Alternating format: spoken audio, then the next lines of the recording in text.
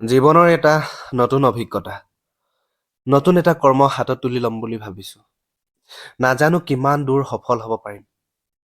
এটা কোম্পানীত চাকৰি কৰি বহু বছৰ পাৰ কৰিলোঁ। ওপৰৰ বছৰ গালি খাই, প্ৰতিদিনে শুনো কেতেৰা জেঙেৰা মাত, কিমাননো সহ্য কৰিম। সেয়েহে ভাবিছোঁ নিজৰ ওপৰত নিজে থিয় হ'ব পৰাকৈ কিবা এটা কৰিম। তিনিচুকীয়া গেলাপুখুৰীত এখন নতুনকৈ কাপোৰৰ দোকান খুলিছোঁ। নাম ৰাখিছোঁ ফেশ্বন জংচন।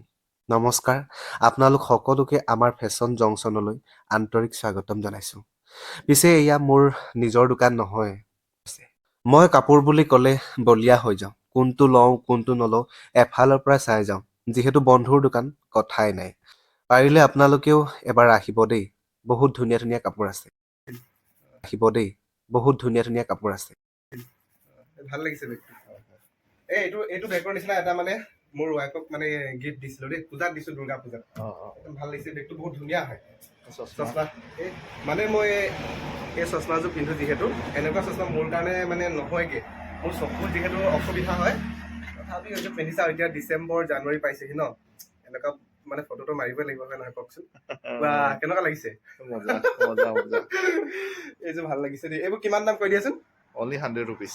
অনলি 100? হয়। বৰ ধুনীয়াচোন দেই। আৰু ঝুমকাবোৰ, মই খালি কি হয়, ছোৱালী ঝুমকাবোৰ 100 rupees হয়। 100 rupees ন? মানে এনেকুৱা পিন্ধিবলৈ বহুত মন যায়, কাৰণ মই দূৰৰ বস্তুবিলাক ভালকে দেখি নাপাওঁতো। হয় হয়। এইযোৰহে মোৰ কাৰণে যোগ্য। কিন্তু এইটো কেনেকুৱা লাগিছে চাওঁ, আইনাও আছে ন? এই ৰণবীৰ সিং এইটো। ময়ে হয়নে? ল'ব লাগিব কিন্তু হ'লেও লৈ লওঁ বুলি ভাবিছোঁ।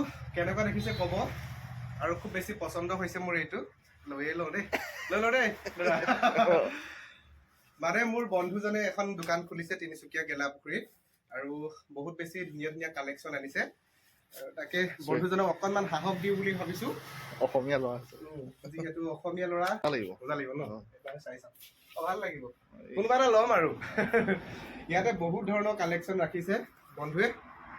আৰু যিহেতু দোকানখনলৈ আহিলোঁ, বন্ধুজনৰ লগততো চিনাকি কৰাই দিব লাগিব, নহয় জানো?